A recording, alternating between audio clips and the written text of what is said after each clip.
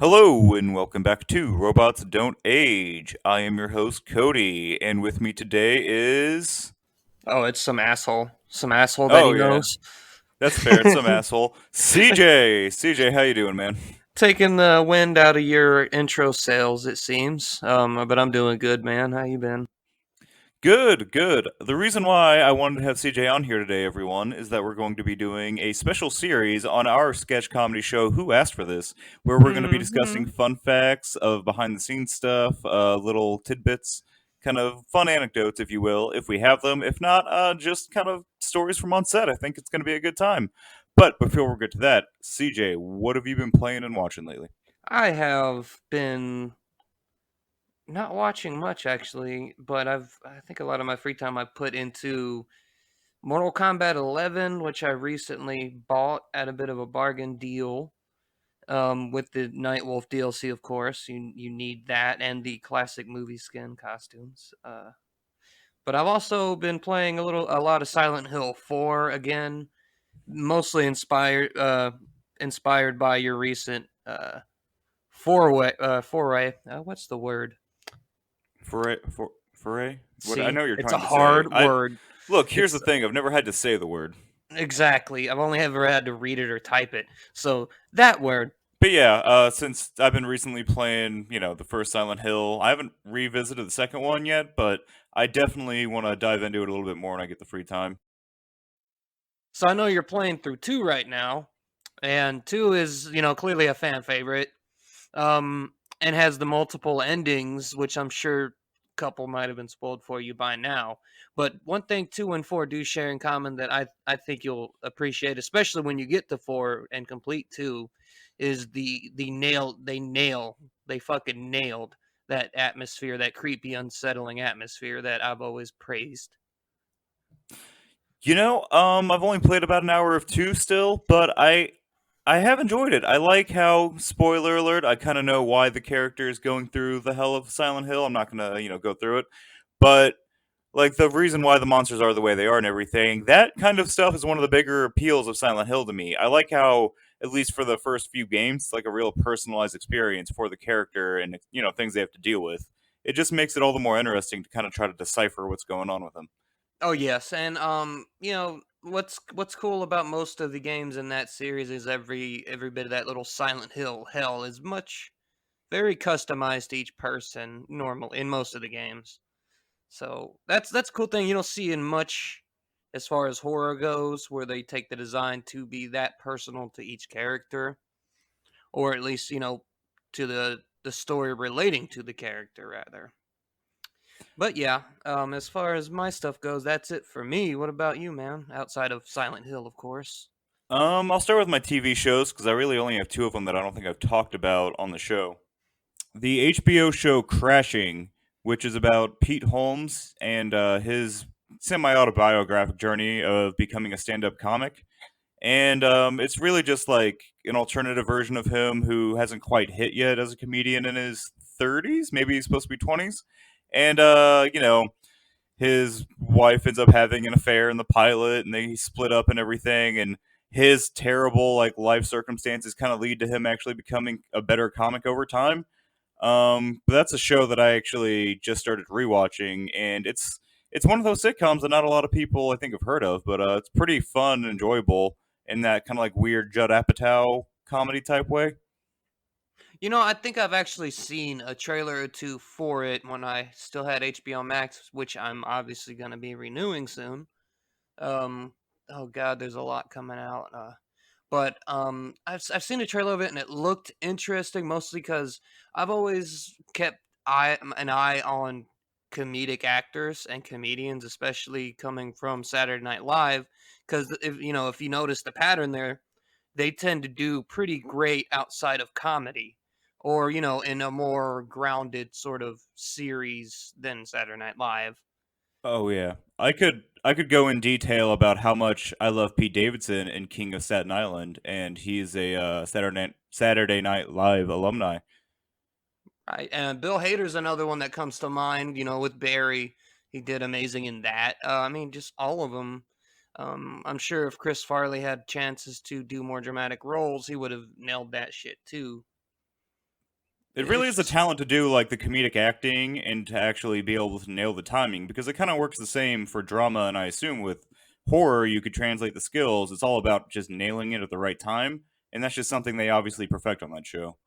I feel like a lot of it is yeah, the writing does have a lot of weight to it, but it's like I feel like with comedy and even horror, what little bit we've done, there's a pacing to them that you have to just fucking nail in almost every aspect, and arguably the two most important ones to nail outside of story are the camera and visual work given to the audience, as well, if not maybe even more importantly, the actor themselves has to be able to nail those paces of comedy, of horror, of tragedy, and I feel like that translates so well. And I forget, I want to say it was Jim Carrey that said it, but it was someone. I'm kind of misquoting here, who said something along the lines of comedians are great in drama as well and serious things because they're pretty broken themselves. So I think what makes a lot of those actors so great is especially through comedy. A lot of people use joking to kind of cope with difficult times and issues. And we know Pete Davidson obviously hasn't had a terribly easy life. Losing his father in 9/11 would be a pretty harsh start to a young life. Yeah, Um, that's actually kind of the premise of King of Staten Island. It's a semi-autobiographical movie about like what his life could have been like if he didn't get into stand-up comedy.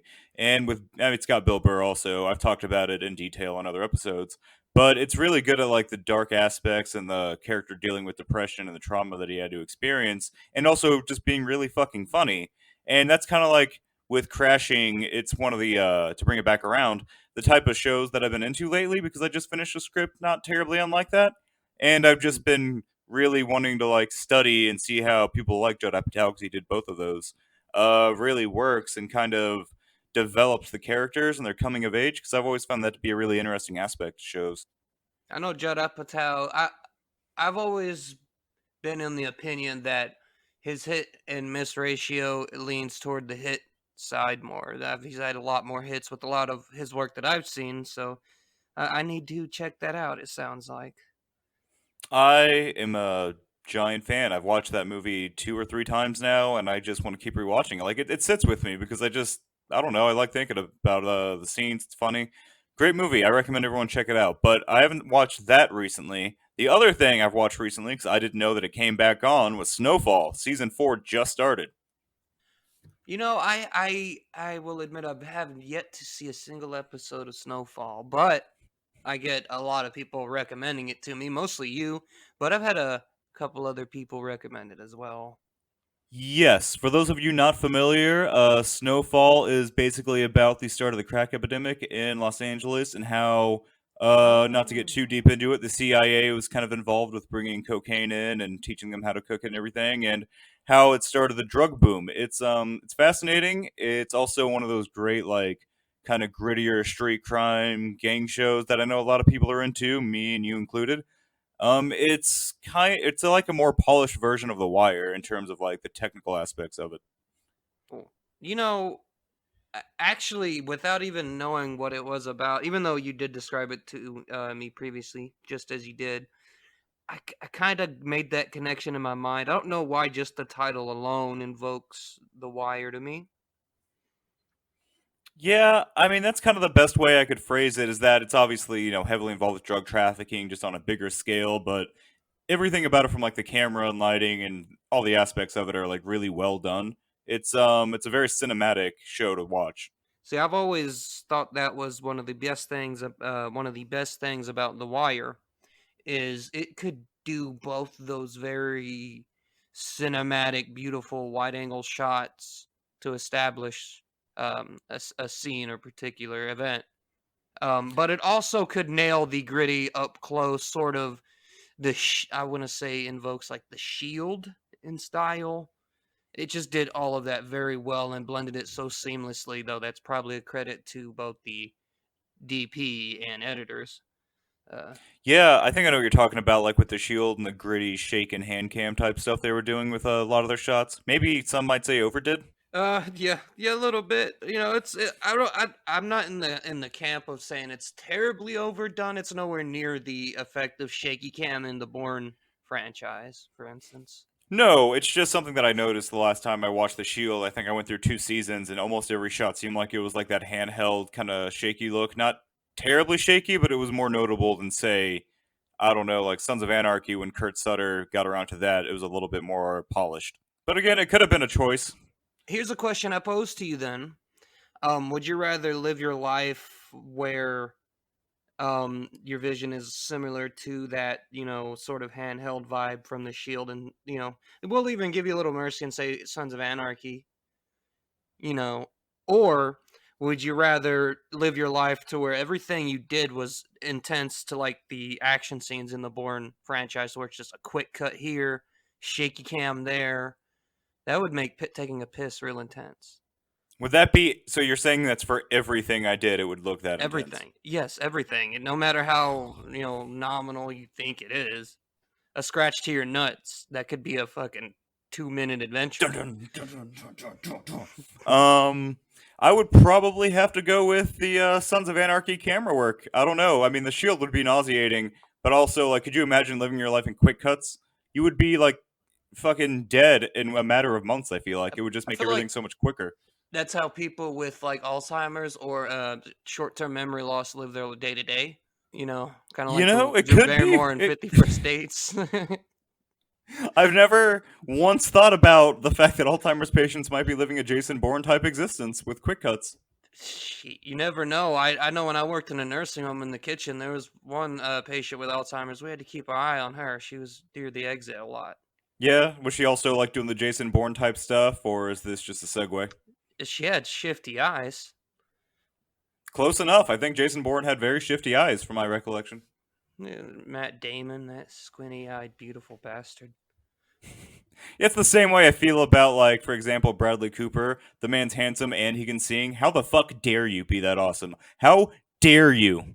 Just Anyways. us fucking troglodytes over here shitting on successful, good-looking people. Don't mind me, I'm a fucking knuckle dragging caveman. It's fine.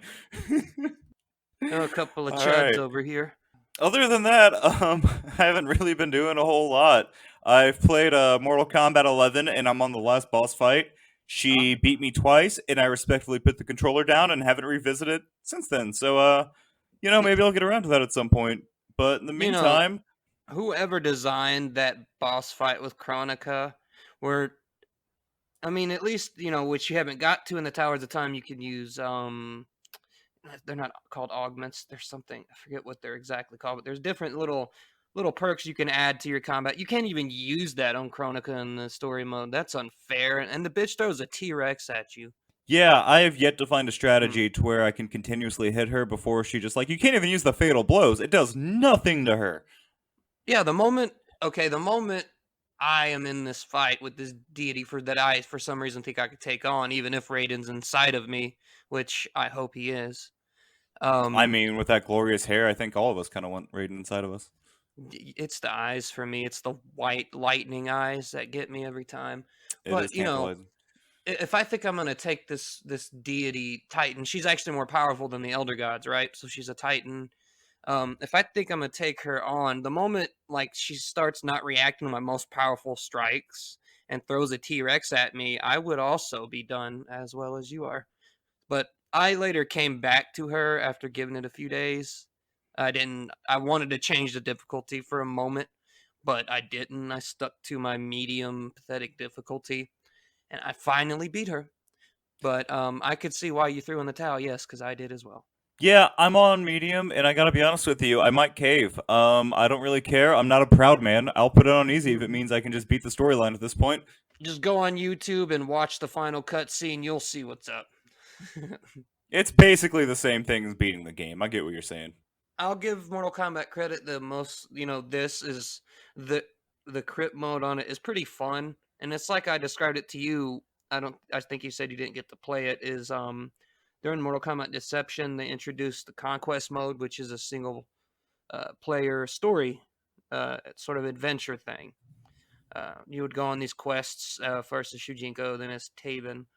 Um, it's a very important. Each one has a very important story to the game that they're in. So it was cool to me to see something like that brought into something as old as the Crypt, which I know I call it old, but it was introduced in Deadly Alliance. And back then it was literally just scrolling through coffins. So now that it got to this point to where it's an actual little adventure, that's pretty cool. That's a pretty cool way to extend the shelf life of your game. Yeah, you gotta appreciate them trying to do a lot of stuff to make up for Mortal Kombat X, like the fact that the entire storyline of Mortal Kombat 11 is just retconning Mortal Kombat X. Well, I I think a lot of that has to do with the fan splashback. Also, Mortal Kombat X's umbrella was kind of huge. It had almost it had either mentioned or had something to do with every character they've ever made, even from the previous timeline, kind of like Armageddon. That was a huge roster to pick from on that one. But, this one, they weren't all playable, but I see why they would retcon a lot of those. Although I like the idea of following Johnny Cage, as I felt like he wasn't getting the limelight enough in the original timeline.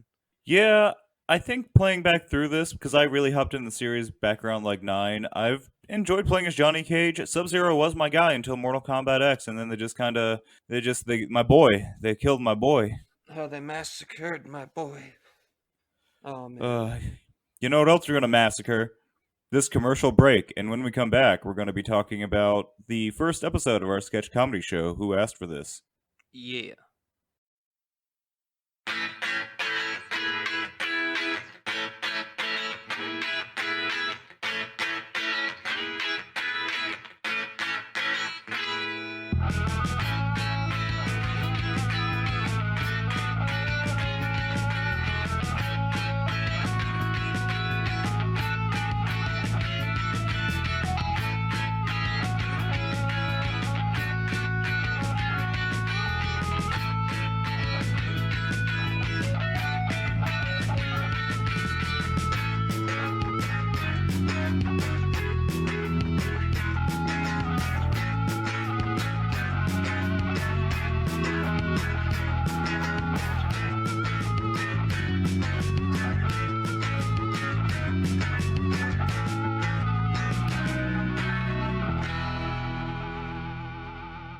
And we're back talking about episode 1 of Who Asked for This. All Yeah. right, now obviously you have that amazing intro. We both worked on it, both got the shots. The dumpster shot in particular was one that I remember having to discuss with you because I thought it fit our tone a little bit better. Yeah, what did I have there? I think I initially just had like a bunch of random scenery shots. Yeah, I think it Like was either beaches or something really scenic, and I was like, well, if it's gonna be our style, I think people deserve to know. yeah, I think that was a brilliant suggestion personally to kind of be you want to tell them what they're getting into in the beginning, whereas I was more on the path of I was willing to mislead them. Yeah, I know there's a term for it, but it's basically like with the upbeat music playing that against like weird images that are clearly not fitting. It's supposed to be like a comedic type thing, so people see that and like, oh, okay, this is kind of an oddball type situation I'm You know, getting into. it was it's one of those things that at least after your suggestions, when they it like seemed like it started to fall together in the editing room. So that was a neat thing about the little intro sequence. The music was by composer Jake K. I'm not gonna say his name right, Kilela, but I'm sure his name's in the credits.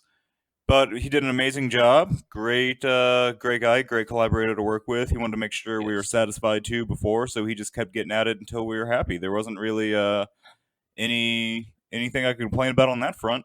Not at all. I'm very happy about it, and I wish we need to we need to make sure we show 'em how much we appreciate him in season 2. That's for sure. All right, so getting into it, the first skit that we have, I felt like this was kind of a no-brainer to open up with because it was the first comedy skit that we did, and I would argue probably our most popular, Soy Boy Kwando. Ah, yeah, yeah, yeah. Insert SPS sound effects here. Now, I've got to give you credit for this one. I can't remember exactly what we were trying to shoot that day, but it had fallen through for whatever reason. And I remember we were both just sitting around the apartment that we were both living at the same time, and just really bummed out, just kind of moping around. And you pitched the idea of like, what if there was a like soy boy kind of self defense video like that old '80s '90s style? Yeah, yeah. I remember that day very vividly. Wasn't it our first attempt at a was it a feature at that time? Illicit? I think we were doing an SDP short. Ah, okay. That's what happened. I remember now. But yeah, I remember I was just sitting in the room and doing my normal just, trolling, not really trolling, but like browsing Shit through posting. YouTube comments. The occasional shit post here and there in the comment section or on Facebook or on Find a Grave. So what what it just came to mind. I was thinking of that scene in Napoleon Dynamite, Rick Squando. I was thinking of that scene, which I love that fucking actor. I need to remember his name. Everything he's in, I smile ear to ear just because that dude's in it. But I was thinking of that scene. I'm like, what if like you took this ultra ridiculously character of this progressive type um and just had him do this stupid ass instructional video. And I was happy because like I was just that's something I normally do to people who don't know me is I'll just come up and I'll say some random shit to Cody. I normally will. And it's not necessarily a pitch ever, but this instant I'm glad he looked me in the eye and he's like, "Well, let's film it then because we got the stuff. We ain't got nothing to do." I was like, yeah. And most of that was honestly just, as we were filming, just, I don't even, we didn't have any script because it was instant. We went to Goodwill, I believe, not a sponsor. Yes. I remember shout out to Goodwill where we get our entire wardrobe. I remember I was Not a just like sponsor. broke. No, unfortunately. I remember being like broke as shit and you mentioned this. I'm like, all right, well, what does a hipster wear? So I had to like go and look shit up, try to figure out like what kind of wardrobe we could have worked with. Dug around. I think you already had the shirt. So we ended up having it shorts, hat, the glasses that I can't see out of, and the scarf, I believe. And I always joke that it took us like maybe 2 hours to shoot and about $13. Yeah, that's actually pretty literal. That's not just a joke. That's maybe what we spent. But that's the beauty of something like that is it was just a blast to shoot the entire way through and something that we just did on the fly, which even if it's not like our most well done thing, I still enjoyed doing it and I enjoy watching it mostly for those memories because as I was saying, you really did a lot of improv. It was all your improv basically. I gave minimal direction. I might come up with a dumb idea like, oh, here's this vape I made out of duct tape, a pack of cigarettes, and a straw from McDonald's. You want to pretend to All smoke it, and I'll shit that throw was cotton at you. found. All shit that was found in the apartment hallway except for the fucking duct tape. And then even the straw was on the fucking ground. We had to wash it first, and then you destroyed your pillow so we would have cotton for the smoke. I'm loyal to the game, dude. It was great. I am all in on anything we've ever done. I try to be. But yeah, thank you for the improv stuff. I know we worked together a lot on like the kind of ideas to do. I believe the wool cap kick and the slap and flee were two ones that I kind of came up on the fly, but a lot of it was collaborative. Especially like that moment outside where we didn't like I had to walk up and smack you. And I remember, I don't know if you recall this, but that was the first time we actually met one of our neighbors and their small child. Yes, I remember that. That was an awkward way to say hi. I mean, I didn't feel as weird. All thing I was wearing was like a camouflage jacket and blue jeans. But you were in the whole Yeah. short shorts get up, holding that I fake distinct vape. I distinctly remember her making sure her child had like a good distance away from me so I wasn't within melee range, I suppose. Oh yeah, yeah. I, Yeah, I believe she that was. was fun. I would have understood if she was worried or concerned. And, ma'am, even though you're not listening to this, I'm sorry, but it is what it is. It's kind of a teaching experience for you and your kid because, sometimes neighbors do weird things. That's Yeah. what happens when you live in apartments. Imagine how like Jeffrey Dahmer's neighbors felt. So it could be Oh, worse. now see, could have been a lot worse. Could have been a lot worse. Mm-hmm. All right. So, unless you have any closing thoughts on Soy Boy, I'm ready to move on. No, other than it was just a blast of just us. Just literally, there was nothing on paper with that project. Nothing typed. Nothing at all. It was just two friends fucking around, and that's how I like to live my life, just fucking around. Yeah, that's essentially how we handle it. And I forgot to mention this at the head of this half, but the reason why our audio sounds like it does, because I know I've gotten comments about that, it's usually just us with a tripod and a shotgun mic. So you work with what you have. Yeah, that's 9/10 of what we do is done. I don't want to put down our equipment. Some of it's quite nice, in my opinion, but it is to be fair, lower. I don't want to say grade, but lower Prosumer. quality. Yeah, yeah, sure. It's not quite brand name stuff, so you got to work with what you got, and at the end of the day, if it's something that we're passionate about, and we want to do it, there's no excuse to not go out there and just do it. Yeah, you find a way. Just like I happen to find someone who had that NASA jacket that we used in the Hente segue coming up. Oh, yes, yes. that was Smooth, right? that was a pretty good segue.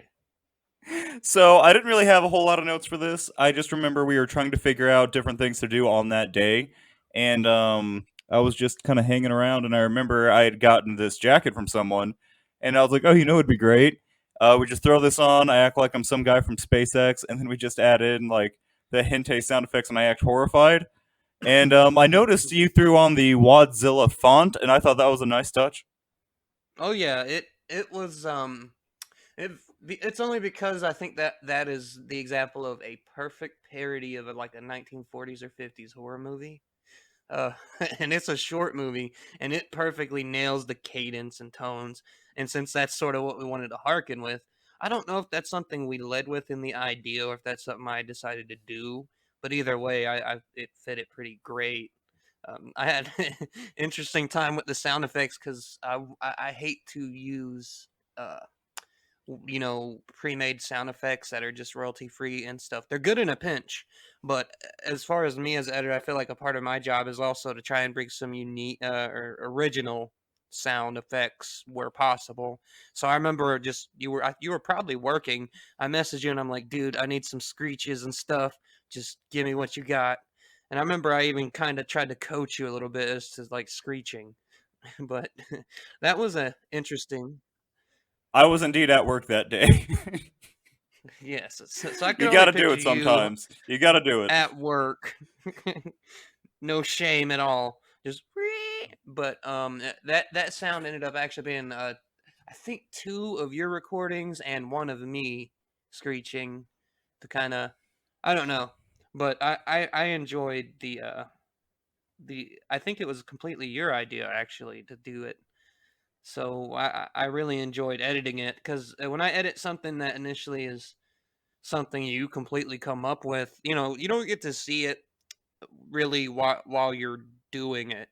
While you're filming it, you don't really get to see the final vision. Even when editing, you might not like the edit and want to go a different way. But with this one, it's so small, so short. Once I hit the end, I was like, this has to be what he was wanting because I think it's hilarious. And you nailed it. It was absolutely the type of feeling I was going for. We even had like that slow punch in, dun dun dun, which was, the whole stupid realization punchline. It was fun. It See, was a lot of fun. here's how I describe this, and anything we really do, especially in the vein of comedy, is we're mostly doing it to make ourselves laugh. And someone else laughs, that's cool and all. Or if you don't think it's funny, I mean, that's cool. But we think it's funny as fuck, so that's why we're sharing it, because we're like, oh, maybe someone else can share in this stupidity with us, which is the whole show.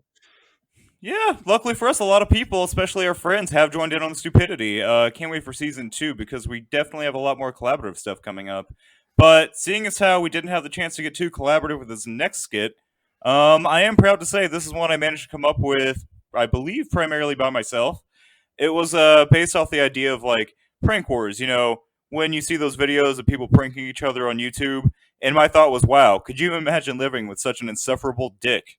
Dude, yeah, that was that was actually something that, like, when you brought it up, I'm like, that's a profound ass thought. I've never considered how shitty life would be if your roommate was that kind of a YouTube prankster dick to you just constantly.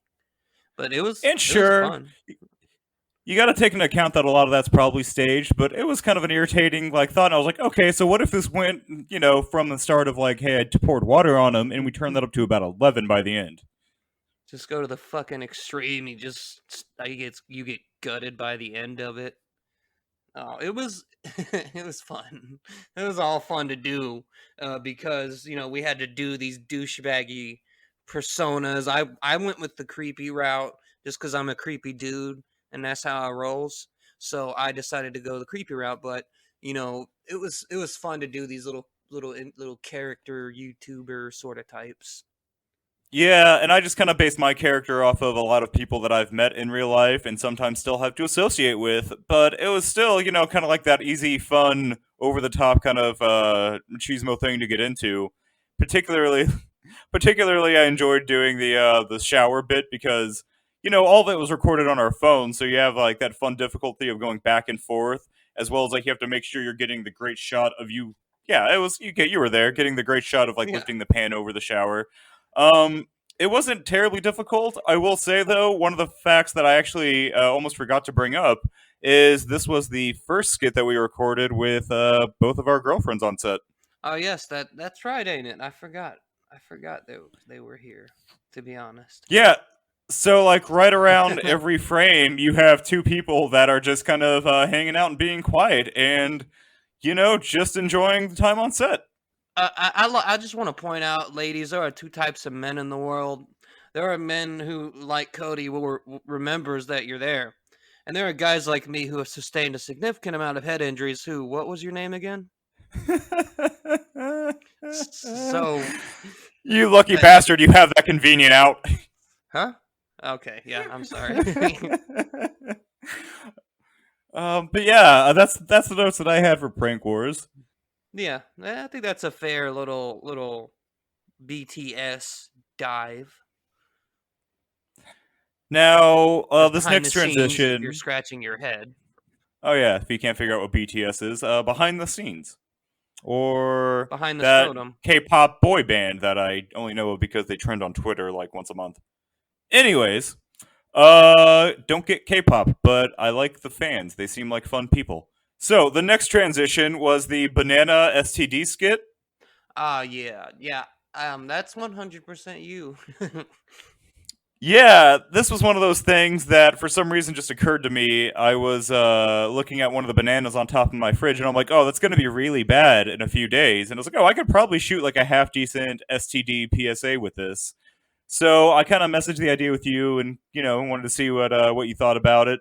And we kind of got on board. I obviously took the first clip where I was just in the shower holding it with gloves, and then the second one I just put it on my podcast recording desk and just mashed the shit out of it.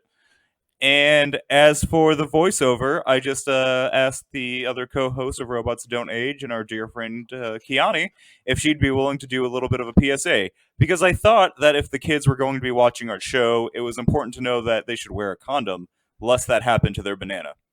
No, that's for one. I want to thank you as not only a member of the local community, but as a father for wanting to pass that message on to the little ones. You're a saint. You have a big dick, and you're going to heaven.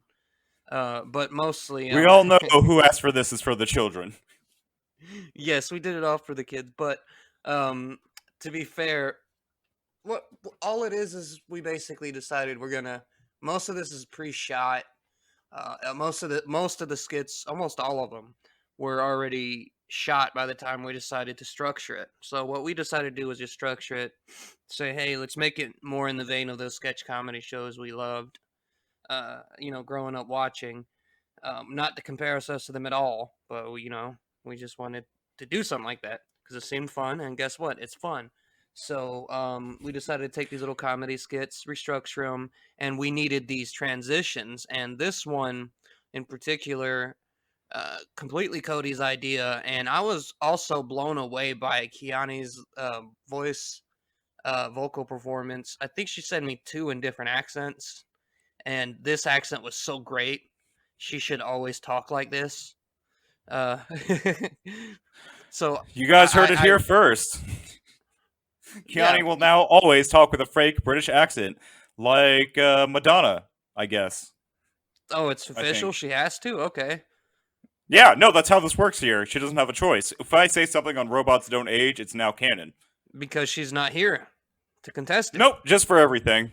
Just like Alita Battle Angel is gonna get a sequel now because I said it. It's just gonna happen. Oh no! What if she's right behind? No, she's not here. Oh, thank Sorry, God, guys. you had me worried. Anyways, yeah, no, Keanu knocked it out. I had her do one regular voice, and then she wanted to do one with the accent, and that's the one, obviously, you ended up going with. It was a great, perfect take, and I don't think I had to do any editing. Maybe a small gap. I mean, adding a small gap of silence, maybe a second long, to that last part of wear a condom. Other than that, though, it was perfect. The performance with the banana was great. I enjoyed how you smashed it. You know, it was just one of those things that you have to really commit to because you only have so many bad bananas.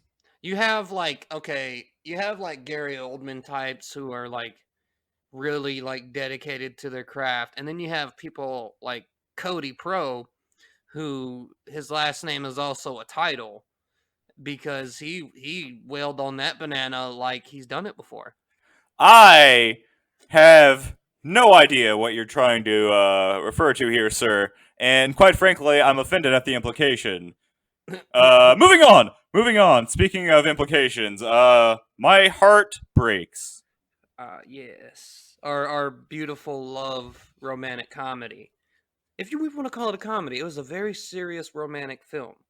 That's true. I mean, I think the comedy in it was in the fact that the main character, played wonderfully by our friend and fellow actor Chris, really just knocked it out of the park with like his really over the top like sad tones. I rewatched that earlier today. And it was the first time I had seen it since we made it for the contest that we originally entered it in back in 2020. Wow, that does not feel like it was only a year ago. But yeah, I just him sitting there on the couch and crying, and you coming up like you guys have that fun on camera back and forth that really brought this skit to life, even like beyond my kind of drab writing. You know, it wasn't as comedically filled without you guys having that great comedic tone.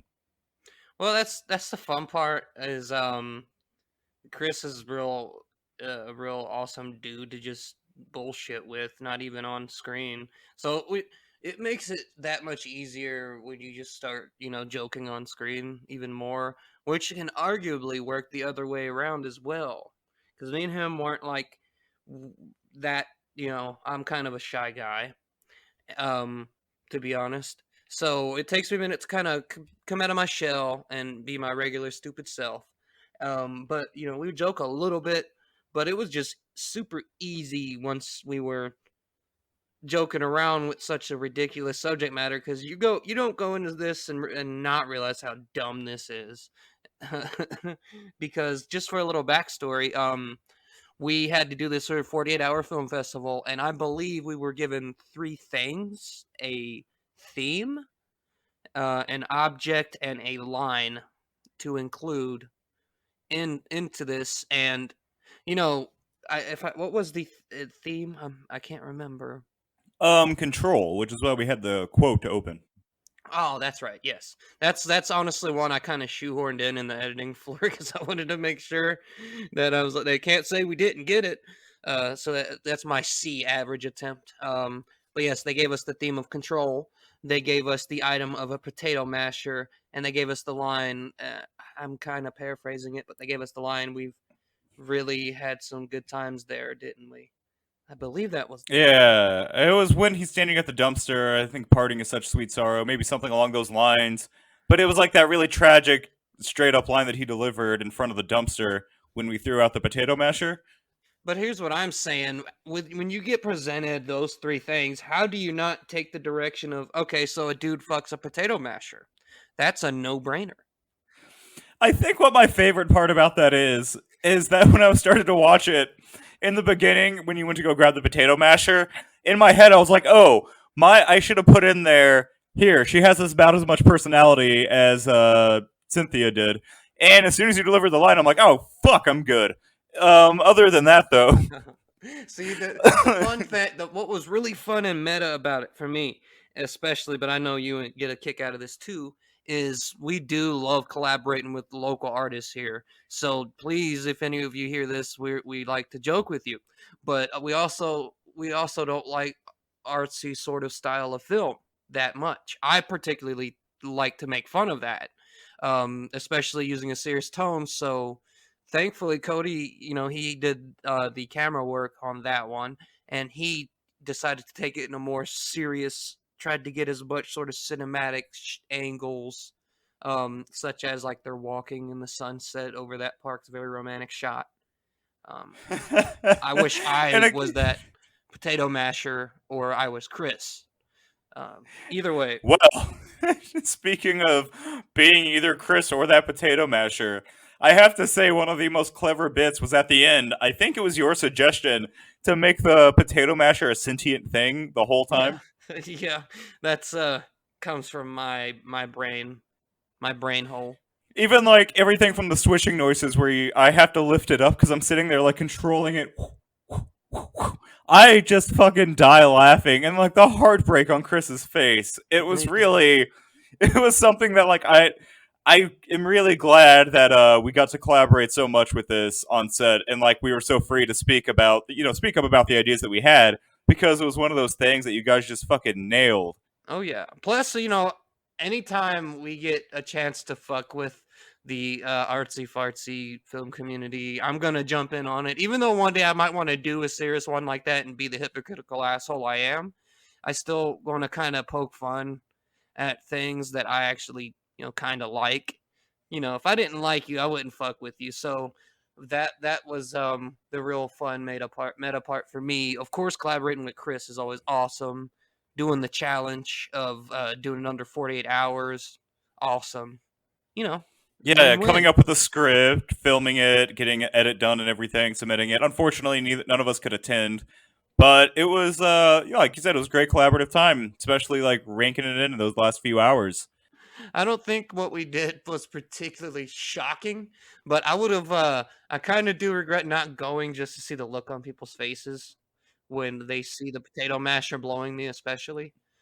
I do feel like if any, if I do feel like if any of the local people have seen our stuff, they probably have a pretty good sense of the direction we were going to go with it. But it was still one of those things that I enjoyed getting to premiere, even if we weren't there. People got to get a little sampling of our flavor. And before we move on to the next thing, I would like to go ahead and recommend to anyone listening, if you have nothing to do on Valentine's Day to watch next Valentine's Day next year, just pop episode 1 of Who Asked for This. It's a very romantic episode. Um, Very romantic episode, and it'll get your lady friend hard, and you'll be pretty moist yourself, sir. Um, Robots don't age cannot scientifically prove that CJ's wrong. But anyhow, I think that's all we have for the skit, sir. After that, we roll into credits, and it's mostly just a lot of our names. Yeah, I put a lot of work into those actually. If you bother to read those, bless you, because you'll see my little messages at the bottom of each one, which I believe kind of started off like I might kind of explain the skit a little bit, or I'll just throw a call back to the joke, or I'll like give credit to like something like the potato masher. I think is what I gave credit, extra special Yeah, thanks to. special thanks. Or when Yeah. the Prank Wars credits, you gave a shout out to Colette, who provided the Viking helmet, and a lot of props, actually. Again, I should thank her. Very polite. Yes. Very very polite. That's most of what uh we're not able to do a lot of what we do. We could do a lot of what we do just by ourselves, but it's the people around us that kind of empower us a little bit to do it. And even if it's just little things, Exactly. it can go pretty far, especially with what we want to do, which is basically whatever the fuck we want. Because I know the show mostly comes off as just two friends dicking around, and it's a good chunk of what it is. But without the support of the people around us, we wouldn't be able to do it as easily or as frequently as we do. And for that, for everyone listening and who supports us, I would just like to say thank you. And that you can follow the podcast on Twitter at Robots Don't Age. That's how we end the show. CJ, you got anything? No, it was a perfect ending. I didn't want to fuck that up. That was beautiful. No, I usually plug your stuff in at that time. The usual. Follow, Facebook.com/. Who asked for this? You could see us on YouTube. Channel name Who asked for this? I believe season 2 when we release that, we're gonna focus more content toward YouTube. So, just keep an eye Yes. on that and follow us here. I'm sure I'll come back and sniff around some more. Of course, we got to do episode 2, 3, 4, 5. But yes, you can find us on Facebook and YouTube, all the usual places. We should be uploading it to other locations before too long. But in the meantime, thank you everyone for listening. Bye.